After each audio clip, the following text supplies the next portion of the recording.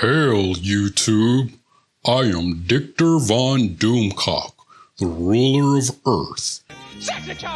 And I like to make up fake stories and present them as rumors to fool the simple-minded. Liar! You might know me from my most recent hit, where I said the Star Wars sequel saga is getting a reboot. But the truth is that I made the whole thing up to play a game of telephone with the Star Wars fans and the fandom menace who don't know that I'm actually full of it. What's up, Acolyte Squad? My name is Prince, and I'm an urban acolyte. A few weeks ago, everyone was commenting on this nonsense about Disney stepping in and making Lucasfilm reboot the Star Wars sequel trilogy. This whole thing was gaining a lot of steam after tabloid geek culture sites were all reporting a fake rumor started by the channel Overlord DVD. Now, I've had fans of the Overlord DVD channel ask how something can be fake when it's just a rumor. But these folks apparently suffer from some form of cognitive dissonance because they don't seem to understand that unconfirmed rumors coming from an undisclosed contact within Lucasfilm is fake. That's what makes the whole thing fake. That's why it's a fake rumor. It's like if I say I have information about Rian Johnson's Star Wars trilogy, but I can neither confirm nor deny the information from a contact close to the alleged project when I've really made up the entire thing or, stolen it from someone on 4chan or Reddit. I already have 2 videos calling out Doomcock, who I'm referring to as Randy, about his decision to run a tabloid site because it's important that people understand that they're watching The Onion for geeks when they go to his channel. And if people wish to remain willfully ignorant, hey man, that's your choice. What I want to do is tell you why you shouldn't place any hope in the sequel saga being rebooted, because it would pretty much undo everything Lucasfilm has produced since the decision was made to expand the George Lucas canon. Now, in the Veil of the Force response video, I mentioned that Randy's inside contact is probably lying because there's a blatant misunderstanding of what Dave Filoni attempted to communicate with the World Between Worlds episode of Star Wars Rebels. It's not a time machine where people can hop in and create alternate timelines within Star Wars. Perhaps in the future there might be a multiverse, but I don't see that happening anytime soon. If someone were to gain access to the World Between Worlds, they only see events related to what the Force wants them to see, and they have the decision to make the choices between a selfless act, like allowing your master to die, or fall to the dark side, or they have the choice of making a selfish act, like changing an event which could ultimately lead to your own destruction. In the case of Palpatine, the rumor goes that Palpatine entered the World Between Worlds and teleported himself to Exegol when he should have died on the second Death Star in Return of the Jedi. The path to rebooting the sequel saga would come from someone else entering the World Between Worlds and preventing Palpatine from teleporting himself to Exegol. Now, I mentioned that the only way to reboot the new trilogy would be to undo everything going back to 2012 because the First Order would have still been a thing without Palpatine transferring his essence to a clone body on Exegol, the thing that actually happened. This rumor completely ignores Palpatine's contingency plan that is played out in the comic book series documenting the events after Return of the Jedi, and in Iden Versio's story in Battlefront 2 and the entire Aftermath trilogy.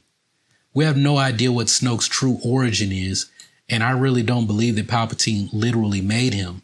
So right now we have no idea if Sith cultists who were already on Exegol were experimenting on Snoke clones as a precursor to working on Palpatine's clone bodies. I mean, at this point, there's nothing that even indicates that Snoke was aware that Palpatine was manipulating things beyond even Snoke's control.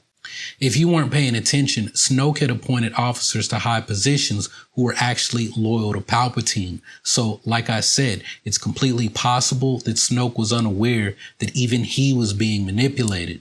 I'm saying all of this just to say that even without Palpatine on Exegol, we were definitely getting the First Order, and Snoke would have likely taken over the First Order. Now, something I've had a laugh with Justin Bolger, who is a huge fan of Grand Admiral Ray Sloan, and a Lucasfilm employee, is if her disappearance was actually because of her likely refusal to get with the program, the Sith cultists had actually seized control of the First Order, which she started, and that they were basically there to create chaos throughout the galaxy while the Sith cultists built up the final fleet there on Exegol. You know, another reason why rebooting the sequel saga is not going to happen, because you would not have the Mandalorian series. In the Mandalorian, you have these lawless regions in the Outer Rim where the New Republic is overlooked in their goal to restore order throughout the galaxy. And I'm saying that with some degree of sarcasm. You have these warlords in pockets of the galaxy who either did not get the memo or ignored the memo to meet up with the remaining Imperial fleet out in the unknown regions to build up the First Order. So if you undo all of that, you have no Moff Gideon wielding the Darksaber and possibly the Force. There's no Din Djarin introducing us to sweet little baby Yoda. The thing that is just about every Star Wars fan actually excited to see goes away because the conditions to make this story possible go away. You know something else that does not happen if you reboot the sequel saga? You don't get any ongoing stories about Ahsoka Tano. Now, if you're part of the Fandom Menace, you probably don't know how to feel about Ahsoka having continuing adventures because Jeremy and his goon squad haven't told you what to think. One minute Ahsoka's garbage because she beat Darth Maul, and the next minute you love her because someone said Rey is more powerful than Ahsoka. I guess you'll flip a coin until Jeremy tells you guys what you're supposed to think. But for those of us who actually enjoy Star Wars, there's some false information being put out there from a lot of legitimate Star Wars people. See, we thought that Ahsoka must have become one with the Force because she apparently spoke to Rey during her showdown with Palpatine when Rey called on all of the Jedi to give her strength and stand up to Palpatine. But according to the Rise of Skywalker Expanded Edition, that's the novel, Rey was connected to all of the Jedi, some recent, some ancient, and some still anchored to the living in a way that she did not understand. So it's possible that Ahsoka was still around somewhere doing her own thing.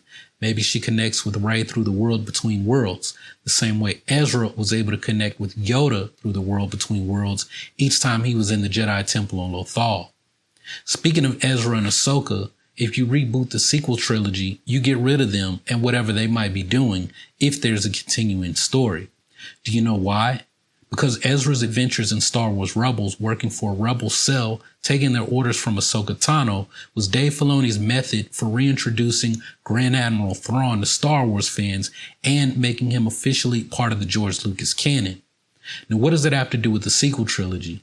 Well, Palpatine allowed Thrawn to join the Imperial Navy with the expectation that Thrawn would help Palpatine plot out navigation charts to navigate the unknown regions, because Palpatine was looking for Exegol going back to when he first became Chancellor, and possibly even before that time.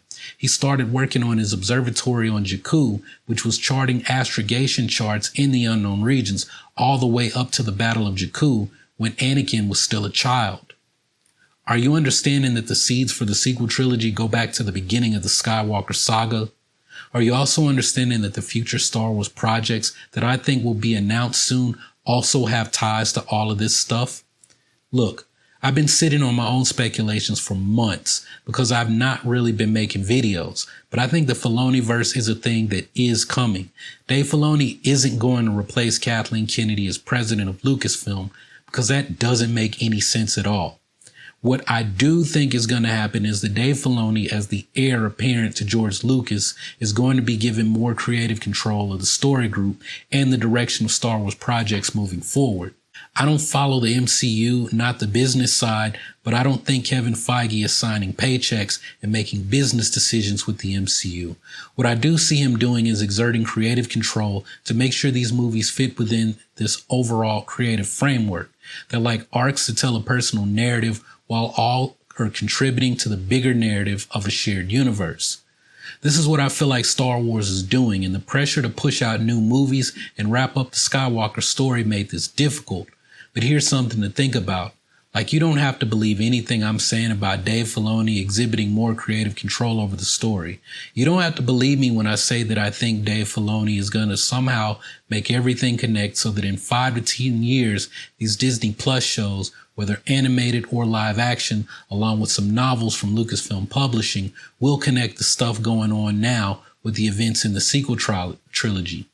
I'm working on another video on this topic, but all of the EU stuff that people wanted the sequel trilogy to be when it was first announced is probably going to happen, but not the way people thought it would 7 or 8 years ago.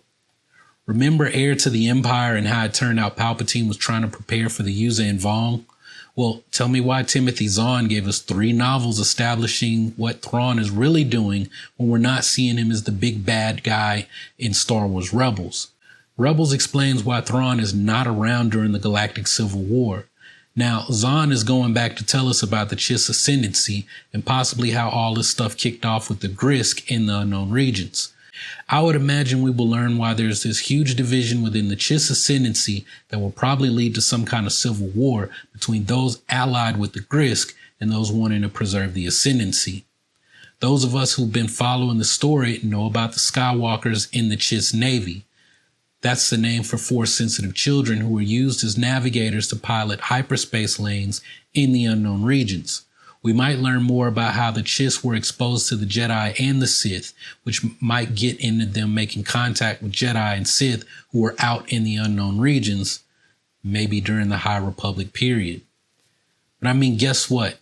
We're talking about getting rid of a movie that introduced this huge Sith temple on a planet in the Unknown Regions that had long been forgotten in Star Wars lore.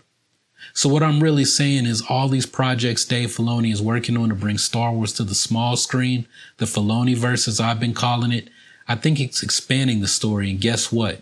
It's probably going to make all this legend stuff canon again while connecting that timeline to what's going on with the Resistance and the First Order, and eventually building up on those characters too. Like I said, this is just my speculation. It's not a rumor. I don't have any fake made up sources that I need to lie about to make myself look legitimate. I'm only telling y'all what makes the most sense to me. Sure, the sequel trilogy appeared to not have a plan for what would happen in these 3 movies, but there was a loose plan, and some of you won't accept it, but it really did adhere to some of George's wishes. The truth is that if George's movie was made, there would be a lot of Star Wars fans crying about it.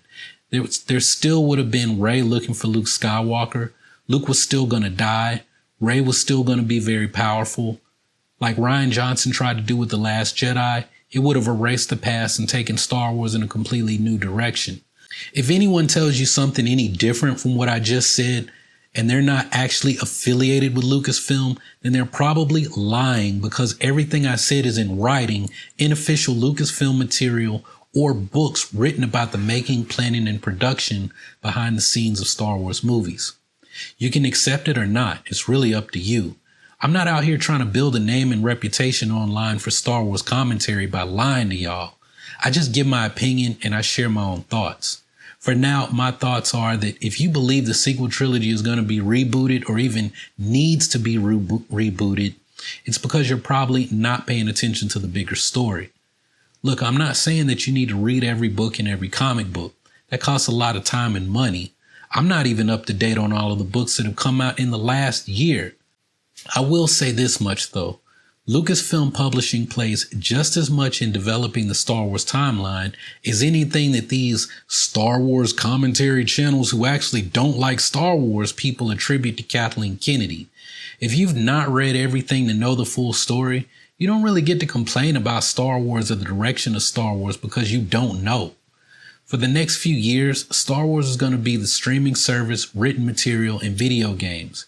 You know, the thing it was from 1983 until the prequels started coming out in the late 90s, and then the thing it became after Revenge of the Sith up until The Force Awakens in 2015, minus the streaming service part, but there were other shows back then, cartoons if you can remember. But I'm also going to end on this note. If you really understand the bigger story that the sequel saga is telling, then you will understand that the entire Skywalker saga is about the ultimate failure of Palpatine and of the Sith. Like 4 years ago, I was telling y'all how the Sith would return by the end of the trilogy, And what may have happened is that the Sith may have been completely destroyed due to Palpatine's ultimate failure. I have no idea if anyone on YouTube has actually spoken on this. I think I posted it to Facebook back in January that I'd figured out the point of the entire Skywalker saga. Maybe I'll make a video on it. I don't know. So many folks are sour about the movies right now that one of my associates who actually runs a huge non-English Star Wars channel is kind of saying you might want to wait until folks' attitudes change on YouTube. So it is what it is.